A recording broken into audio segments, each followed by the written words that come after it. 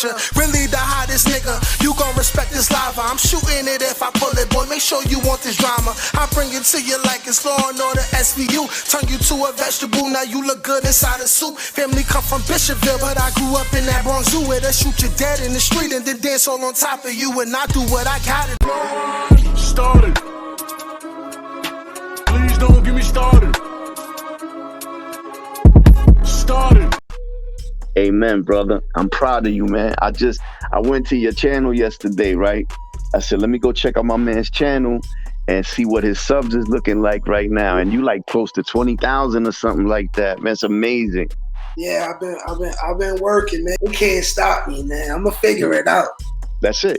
I'm gonna figure it out. Be word, man. So, what's up, y'all? State Almighty, aka the Global Dark Skin Ambassador, with another Rikers Island story / prison stories. I got my brother on here, man. This guy gave me my first interview when I first started 2 years ago, and I feel like this interview was long overdue. All right, so y'all make some noise, man. Wherever you at, man, go ahead, go and look up this guy right now. Let him know who you are. My name is Kwin Lopez. That's my government. I don't hide it from nobody. It's public record. And I go by Gdup Kwin on everything, on YouTube, Gmail, everything.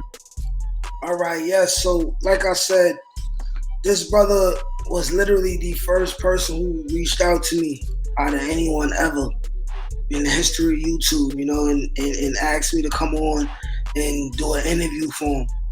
And I told him, hey, I'm gonna get you on too. In the middle of me working, I lost track of that. But something just hit me the other day, and I was like, yo, what's up with my nigga Kwin? So I went in the DMs. I found his number. I'm like, all right, we got to get this done immediately. So here we are 2 days later, because I'm a man of my word. You know what I'm saying? So without further ado, y'all in for a good one, man. First and foremost, Kwin, tell the people where you from, where you grew up at. All right. I'm from Brooklyn. I lived in Brooklyn my whole life. I lived in Bushwick, Bed-Stuy, Brownsville, and I lived also in Ridgewood, Queens, on the Ridgewood side of the Bushwick, Ridgewood borderline. Okay. So, what was it like for you as a young Hispanic kid growing up in Brooklyn and Queens? Okay. Well, I was born in St. Mary's Hospital, which is now closed in Crown Heights. I went from St. Mary's to Bed-Stuy. I went to Ralph Avenue between Jefferson and Putnam. And that was at a time when like the ghettos was like it was hopeless. It was a lot of hopelessness, a lot of poverty, like extreme poverty, a lot of ignorance, you know, just really lit. You know what I'm saying? This is at a time when at the end of like the what they call the outlaw gangs, like the Nomads, the Skulls, you know, stuff like that, the Devil Rebels, and it was transitioning to from them to like the posses, the crews, the, you know, stuff like that. And there was a lot of violence and a lot of drugs, heavy with the narcotics. Like Bushwick and Bed-Stuy was flooded with a lot of drugs and prostitution. You know, the regular, everything that's in every other ghetto is in New York. You know what I'm saying? It's in the Bronx, it's in Queens, it's in Manhattan. And for me, I mean, there was a lot of love, don't get me wrong. There's a lot of love in the hood. You know what I'm saying? But there's a lot of treachery, and it might have been a little harder for me because I was light skinned. And a lot of times people think I'm white. Not that that means anything. It shouldn't mean anything, rather. But it was a little, might have been a little, like I might have had to prove myself a little more here and there, you know what I'm saying, because of my light-skinnedness. Yeah, I totally understand that. You know, when you growing up in impoverished neighborhoods and there's not a lot of knowledge going on and it's a whole lot of ignorance, you know, people find the pettiest reasons to bicker with each other about, you know, and a lot of times they just be projecting their own insecurities onto other people. So Amen. I definitely get that. Now, What was it like in your house growing up? If you don't want to say too much, you ain't gotta say too much. But what was it like? Did you grow up with both your parents, or was you mainly with your mother, your father? What was it like? Well, I don't have no problem. You know, I'm gonna try to be as open a book as I can. I had my mother and my father. My father was a street dude. You know what I'm saying? And he you know, he was out there gang banging, shooting dope, and then, you know, thank God, you know, he was a great man. I don't want to paint the wrong picture of him. When I was born, when he met my mother, he stopped getting high and he started getting money, and he bought 2 houses. He bought a ranch upstate New York. Like, we had a good life. Like, I didn't grow up like a lot of my friends where they didn't have no food. They had, you know, like that their house was messed up.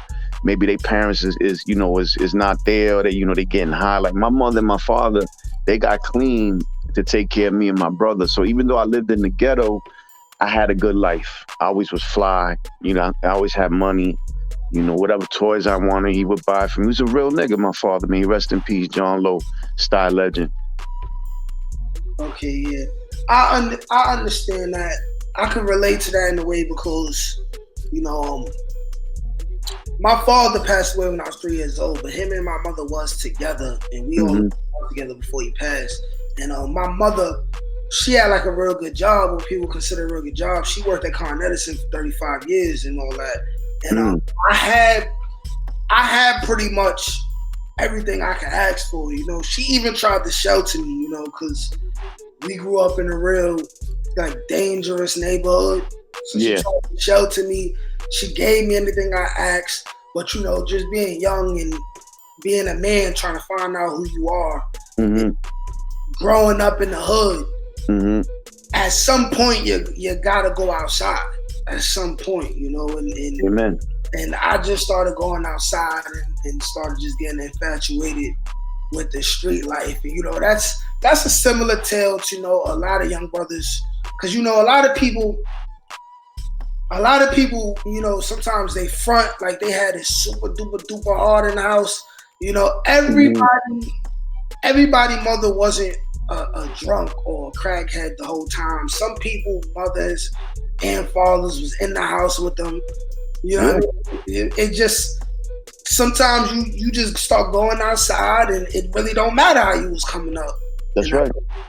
You know what I'm saying? So I definitely can relate to that.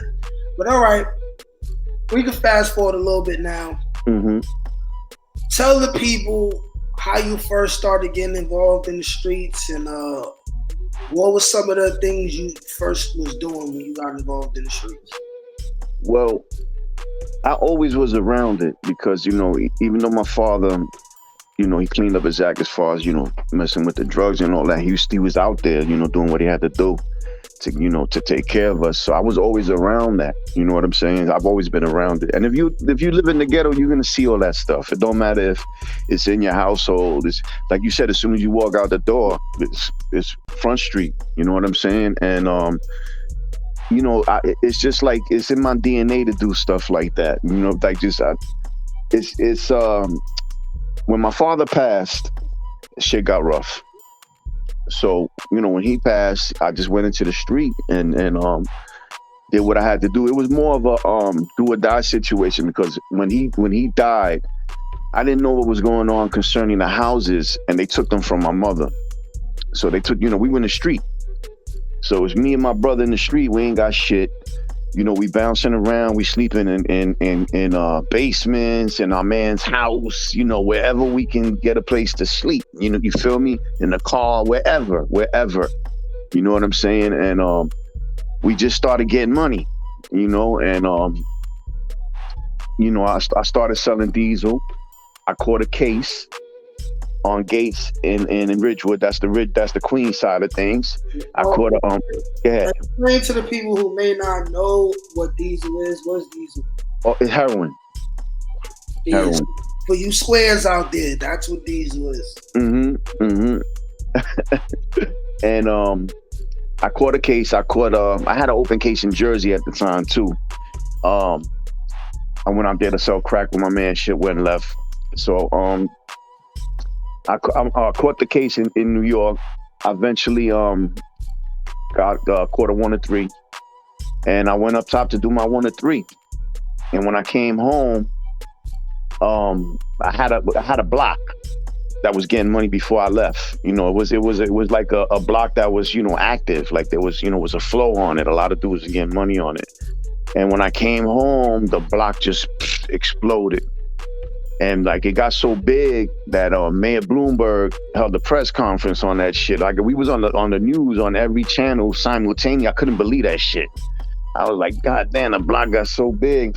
But when Bloomberg comes to your block and when they red zone it and they put all those mobile precincts and all that shit, it's a wrap. They shutting you down. Facts. You know what I'm saying? So they shut me down, and you know I just can continue, you know, doing what I do in the street as far as getting money is concerned elsewhere. Okay, all right. So you did that 1 to 3. Was that your only bid, or did you serve more time after that? I did more time after that. Yes, absolutely. All right, so let's talk about your first bid. So your first bid, you caught in New York. You said it was a drug charge. Right. Yeah. For dope. Okay, for dope. Now, what year was this? This is right around 9/8, the end of 9/8. I caught the case right around the end of 9/8. 98. Okay. And went up. I had a 01 number, so I fought the case. You know how it is. You fight a case for maybe 99. I caught the case. I know I had an 01 number, so it was right around 99, 2000 in that area. Okay, so you go to Rikers Island. Was you in any other buildings? Like, did you go? I went to all of them. All right, so let's focus on Rikers Island right now. So you go to Rikers Island. How old are you at this time? Like around 26. Okay. You go to Rikers Island for the first time. You're about you a full-grown man at this time. Yeah. Full-grown man. Let's get into some of your experiences in Rikers Island. What were your thoughts? Well, first of all, describe your thoughts going to Rikers Island, because we all know at the time Rikers Island has officially, nationally been known as one of the most dangerous places in the world. What's on your mind when the judge bangs that gavel, remands you, and now you officially know you about to go to the rock? Well, I had you know, I copped out in the town. I copped out to the 1 to 3, and I had already laid up on the island for like 4 months prior to that. On that case, the judge remanded me. I had a real creep judge. His name is Judge Wong. He's the most notorious judge in Queens. All right, so let's talk about them first 4 months, because then that's really the first 24, 48 hours. Okay. What was that like for you? What was going through your head? Could you paint us a picture of what you were seeing at this time? Absolutely. They sent me, they remanded me. I laid up in Queen's house for like a month. They sent me to the island. So, you know, when they tell you going to the island, like, you know, I ain't never been there before. So I'm scared, man. I don't have no problem telling these young boys it's all right to be scared, man. See, everybody has fear in them. Everybody. Even Mike Tyson got fear in him. You know, that's a natural human emotion. It's there. God gave that to you to keep you alive. Yeah. Some people say if you feel fear, that means you're not stupid. Yeah, that's a fact. You know, all that I ain't scared shit, that's bullshit. Everybody is scared. Everybody. You know, it's what you do with that fear. It's what you do. That's a fact. So you know, they sent me to the 3 building. Right, I get to the 3 building. As soon as I go in the pen, I know a lot of people. That's one thing that's always been in my favor, man. I know a lot of people. So that's when I get into the bullpen. I hear, yo, Kwin. And look, it's my man, Ant. I ain't seen him in a minute, you know. So I got a homeboy with me at least that I know. We go to the same house together. They send me from there to A-Top. The 4 months that I did on the island, there was no drama. You know what I'm saying? I'm doing an interview. What's up? Yeah, I got you. So, you know, like it was smooth. It wasn't that bad. You know, you see I got lucky. I landed in A-Top, and there was like a good blood dude named Storm from Far Rock who took a liking to me. You know, who showed me love, and him and what you call it, there was like a team. Like when I was in A-Top, a team of dudes came that was in the house before. The police brought them back. You know what I'm saying? And they they ran the house the way it was supposed to be ran. So the 4 months that I was there, it was cool. It was cool. Okay, so those 4 months that you was there, did you see? Did you see any wild shit at that time where, you know what I mean, somebody really got a mud hole stomped in their ass? Was it just cool and chill for the, on the island, you might have them couple days every now and then where it's real smooth the whole day. Like nobody bang none of that. But it's never lasting for that long. No. So what's some of the things that you may have seen while you was there? When I was there, it was just I seen a fair one or two. It wasn't no really, and I seen one or two things jump off, but it got settled with talking. Every now and then you have a situation that'll get settled with talking. You know what I'm saying? Yeah. But after those 4 months, when I went back, it got lit for me. That's when shit got lit. You know what I'm saying? So after those 4 months, you bailed out, 4 days from the town. Then you copped out, and then they took you in. So now, right? How long was you on the island before you went up north at this point? Oh, I laid up on the island for a while because I had when you cop out, you got to go get sentenced. So when I went to go get sentenced, I went with like 10 of my mans. We smoked like 15 blunts on the way. We got there late, and when we got there, the courthouse was closed. So I told the court officer, what should I do? He said, come back Monday early. You know what I'm saying? So when I got home, the police was looking for me. So I told them, yo, listen, I ain't running. I just was at the courthouse. I'll turn myself into you right now. They said, nah, we'll pick you up Monday, spend the weekend with your family. And that they took me in Monday. For whatever reason, I didn't get sentenced when they took me in. So I laid up on the island for a minute before I went up north. Like it was like a good 7 months. I did most of my time on the island on that bit. Okay. Probably. So you said at this point in time, it got lit. So yeah, let's get into that. First, let's get into the dynamics of it, right? This is 98, 99, 2000, around that time. What was the power dynamics from the moment you got back to the island, and where were you at? Who was running things? Okay. For the most part. Oh yeah, tell us about the different gangs that was around it. Okay. As far as the gangs are concerned, it was Kings, Bloods, and they still had Nietas at this time, but the Nietas had, they wrapped it up.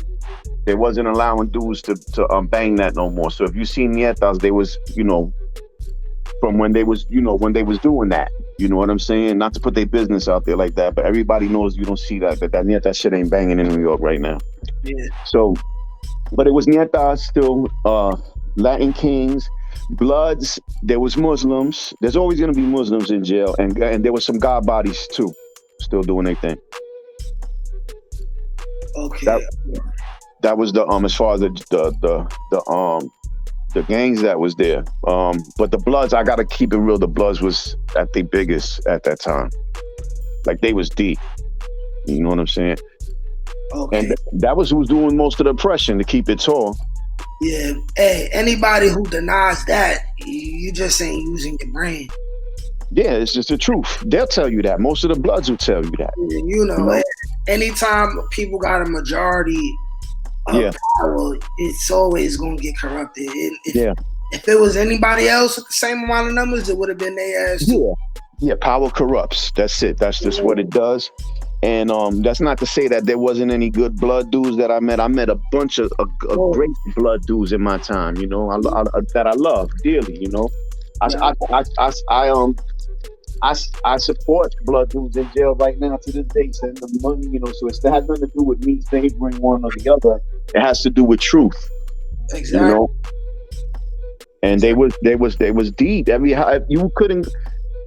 The first, when I did the 4 months, I would go to. I was in like one house, and they didn't have no bloods in it. Like you might get lucky, you know, and get a house where there might be one blood, or they might, you know, they might have just packed them all up and got them up out of there, and they ain't none for that time being. But for the most part, you go to a house, there's always gonna be 2 or 3 blood dudes, or if not, they run the house.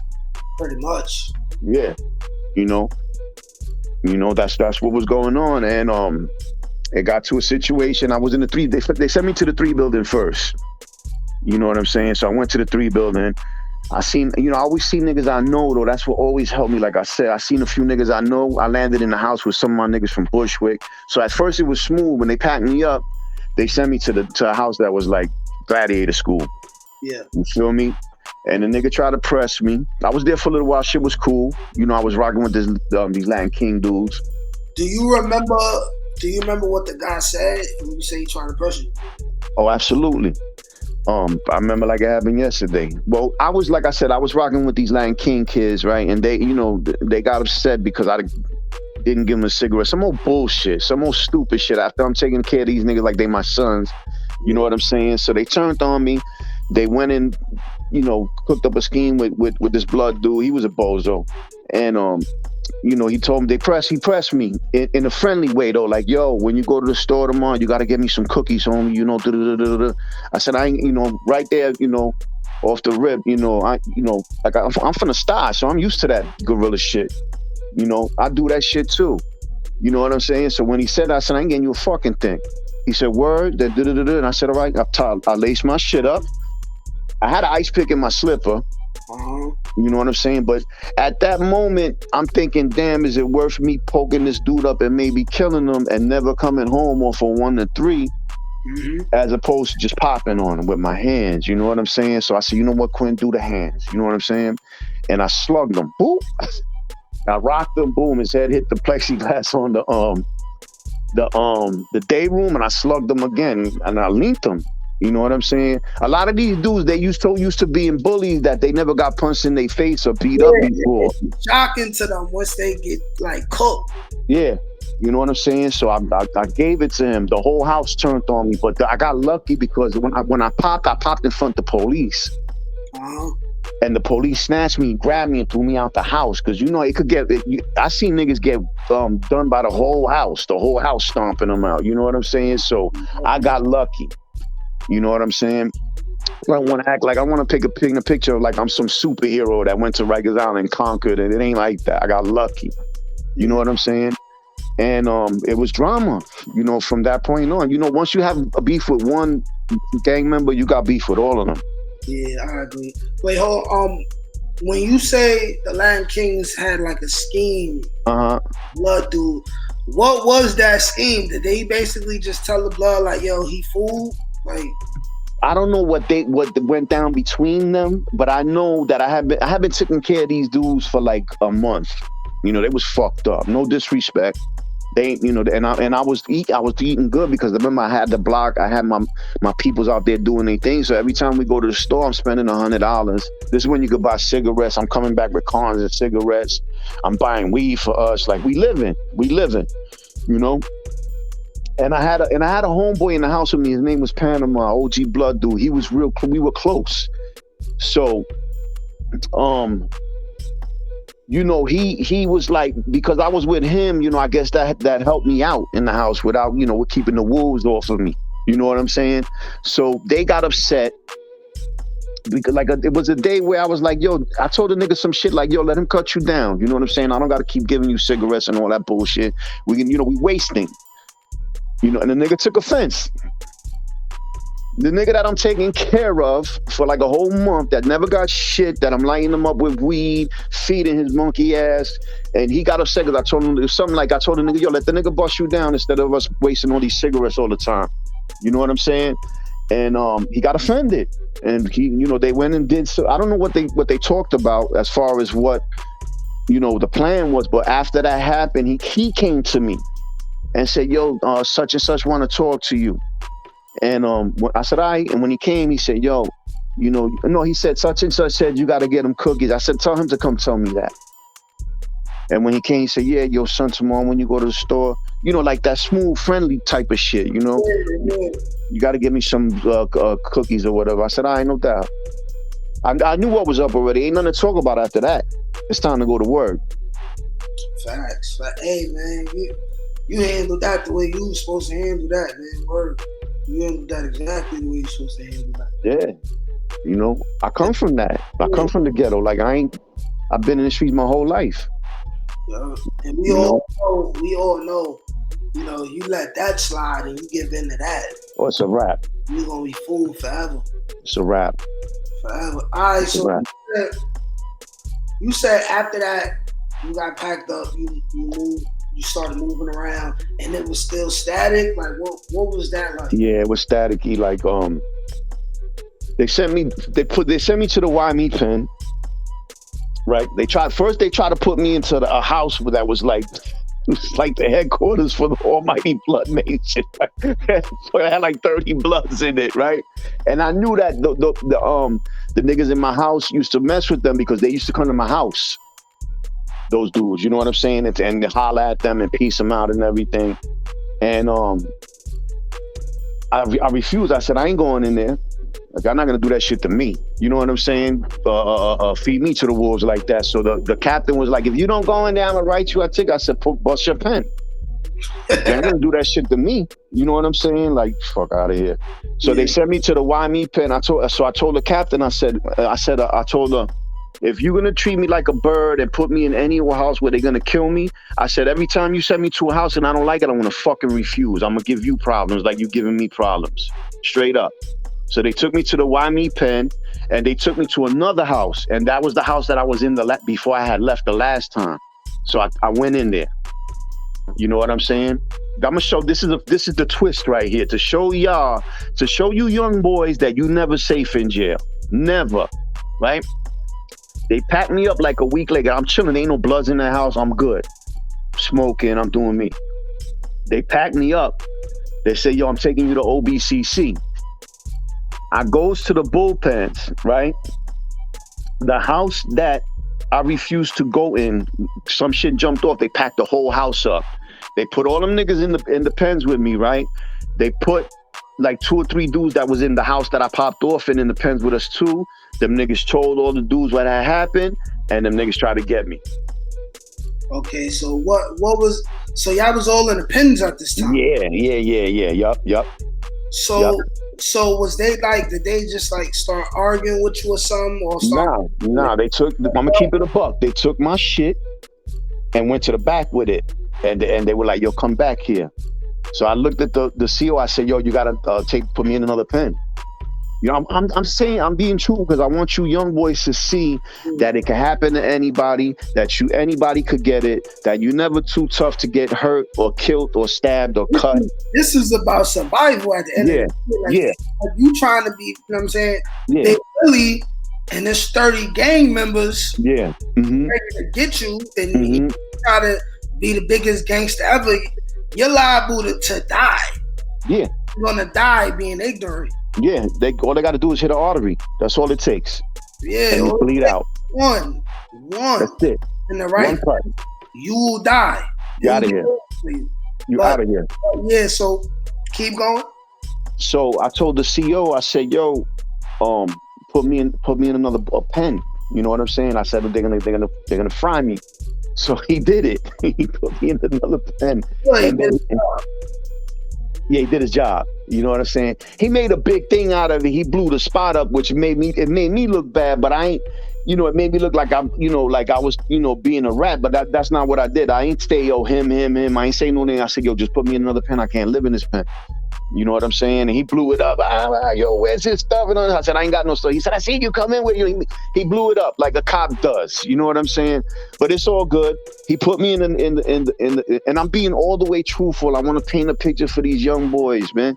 Just show them stay out these goddamn jails, man. You don't belong there. It's not a place for nobody, man. It's savage, it's animalistic. You know what I'm saying? So he put me in the another pen. They takes me to OBCC from there. And the shit followed me to OBCC too.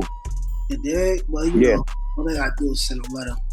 Well, you know, this is another thing. They moved all them dudes from that jail to OBCC. You know what I'm saying? Yo, Yeah, I followed you over there. you know what I'm saying? But luckily, this is why it's always good to be a stand-up dude, man.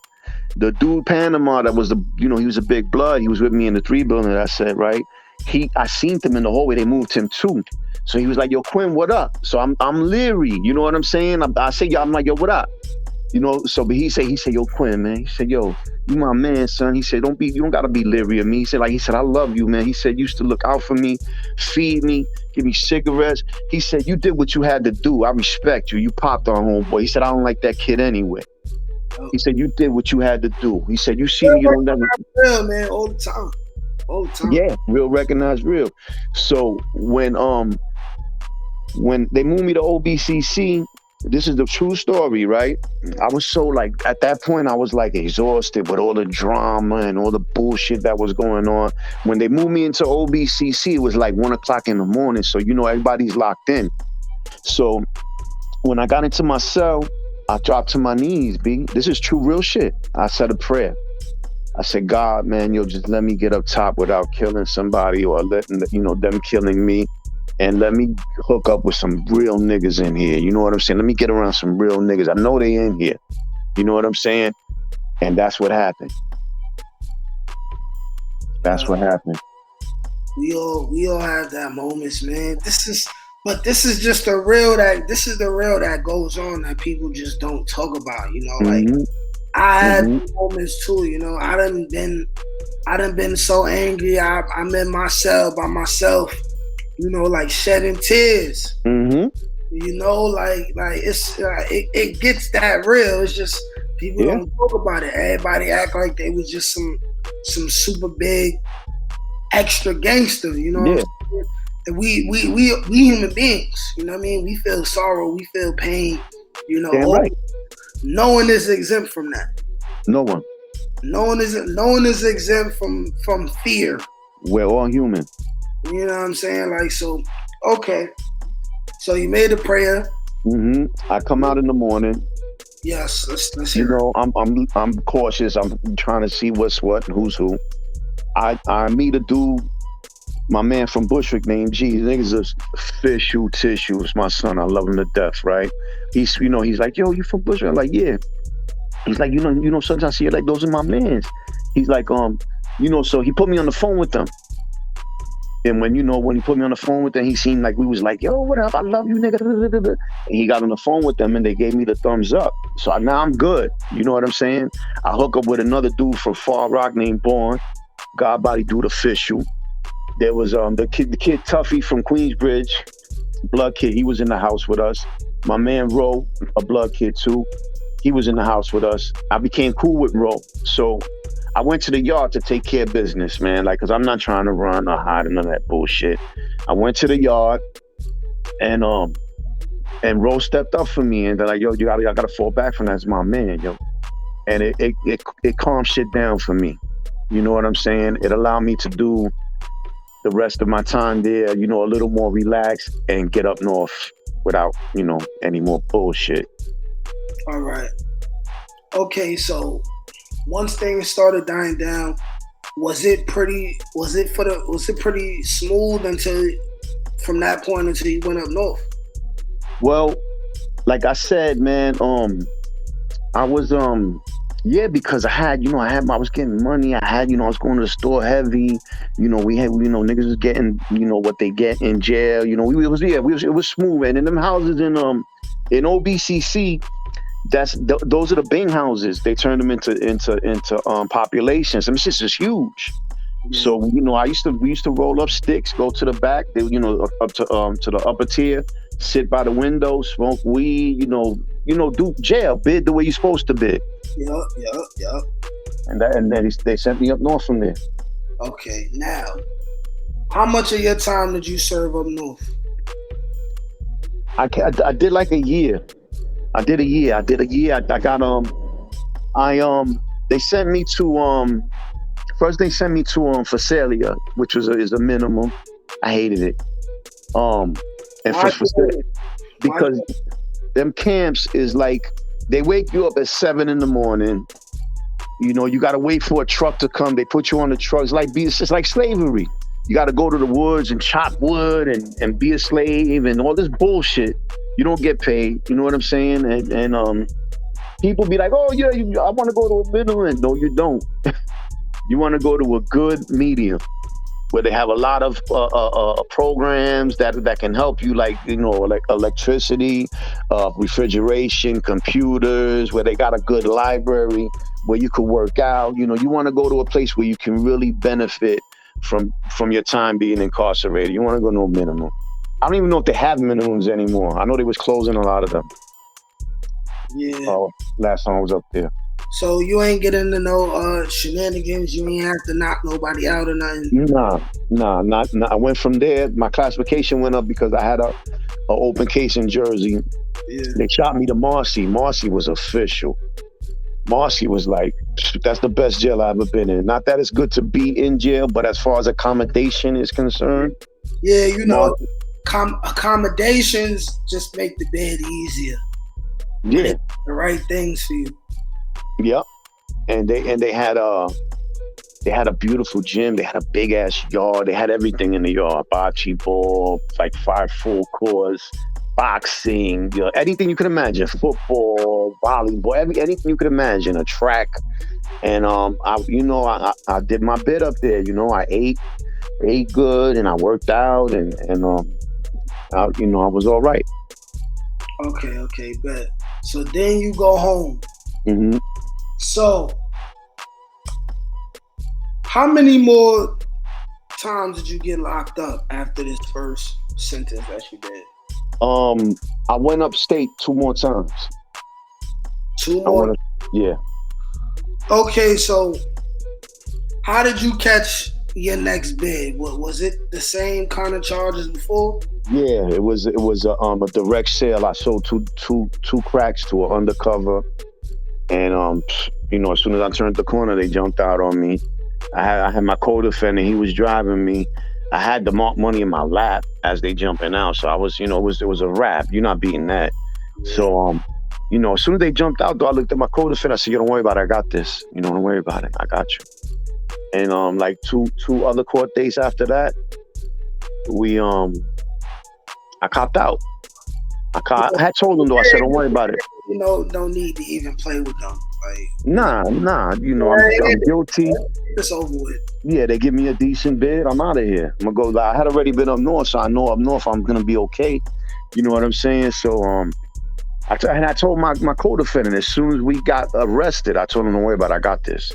And I kept my word to him. I told him, "Yo, I'm a cop out. Let me just see, if they're giving me a decent number." You know what I'm saying? I said, "I'm a cop out and you'll go home." And that's what happened. Stand up. I respect that. Yeah, thank you. I respect that. I respect that a lot because we all know, man, it's situations where, nigga know he need to take that charge because it's all, and he don't. He let his man, you know what I mean? Like, that's that bullshit. Like, stand up as a man, handle your business, man. That's right. Made your decisions as a man. That's do right. your time as a man. Mm-hmm. It's that simple. And so when he went home, right? I had some people that owe me money in the town. I told them, "Yo, go get that." I said, "Keep a certain amount and send me the rest." And they called my name for mail, and I get the Officer Berg at C95. He opened the letter, and it was $800 and $20 bills in the letter. So he looked out for me. So I had money while I was there. I was okay. You know what I'm saying? I got into a situation with this blood kid. It got staticky. It was lit. But he came in the house. At this point, I had been in the house for a minute, like 2 months, and we had a little team.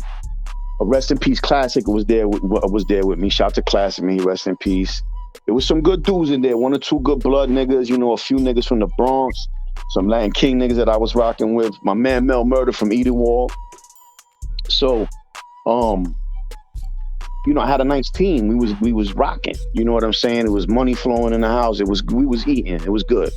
So the blood kid came into the house and he started acting crazy. Like, "Nah, I can't live here. All these Puerto Rican niggas, yeah. Making a big stink. But I'm not paying attention to him. And this one day, I happened to be in the day room. I never play the day room, never. And I never wear my slippers. I always keep sneakers on my feet, and I never played it. But I was in the day room. I'm not even paying attention to this kid because I'm not thinking I don't got nothing to do with that. You know what I'm saying? So he's like, yo, I'm a crank it on somebody. Y'all gotta get me up out of here. I can't live here. All these Puerto Ricans. So next thing I know, acting super yeah, scared. acting crazy. But like I said, I don't think that got nothing to do with me and it didn't. I'm just, in the day room minding my business. But Mel and all my peoples, my man Snow from the Bronx, all of them, they knew what was up though, because they sat in back of me on the tables. Like they must have known he was gonna crank it on me. You know what I'm saying? So next thing I know, boom, the nigga hit me with the lunch tray. And them lunch trays in Rikers Island is that hard plastic. You know what I'm saying? He broke that shit on me. It be hard, B. So, I guess up immediately, I start shaking with the nigga, and the whole house. They did him filthy, B. We did that nigga filthy. Shout out to homeboy. His name was Eugene. That's all I remember. They robbed him. They took his shit, all that shit. And, right after that, they snatched me up to go up north. So I got lucky in that sense, too, because, it could have been a lot of shit behind that. You know what I'm saying? And then I went up north. They sent me to... where I went. Did I go to downstate? I either went to downstate or Ulster. No. I went to downstate on my violation. I went to Ulster. And I went from Ulster. What jail did I do that bit in? Ulster sucks, man. Oh, it's terrible. Middle of winter, bro. Oh, man. Terrible. Ulster sucks. Ain't no food, nothing to eat. Yo. He's less than a human being in Ulster County, man. Yes, it's the only good thing about Ulster is it's clean. Yeah, it is clean. That's the only thing I could say is it's clean. And if you get lucky and see somebody you might could get some tobacco, you know what I'm saying, or get a little food in. But if you're not cadre, it sucks for you in Ulster. Yeah, bad, real bad. Where they sent me from there? They sent me to Georgetown. To another minimum. I got accepted for KSAC, and they sent me from Ulster to Hale Creek, KSAC facility. Okay, all right. It was terrible. I hated it. How much of your time did you do in there? I did like a year and a half on that bit, on that one. So you came home from there? No, I went from Hale Creek to Lincoln. Okay. They do you that work release shit. They let you come out for a little while. You go back to jail. That type of timing. Okay. Yeah. And they eventually, I made one of my boards, and they released me. You feel me? And I caught a violation after that. They sent me to downstate. The usual. I laid up on the island for a while on that one. So the violation, that's your third bid that you counted? Yeah, the violation was from the second bid. You know what I'm saying? But it's like I'm doing a skid bid. You know what I'm saying? I did like a year. Yeah, I understand. Oh, so your whole violation was a year? Yeah, I did like a year on that. And they sent me to what's the name of that jail, man? It was the Army jail. Willard, okay. Listen, if you have any type of pride in yourself, don't cop out to Willard, man. They disrespecting niggas in Willard, B. Like severely. Like they really disrespecting niggas in Willard, B. Like that is a foul place, B.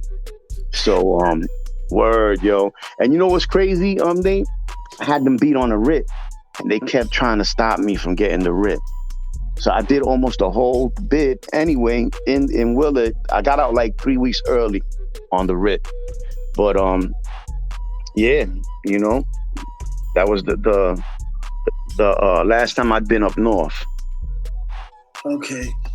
And look, man, you've been home ever since. Yeah, I did a little skit bit in here and there, but nothing crazy.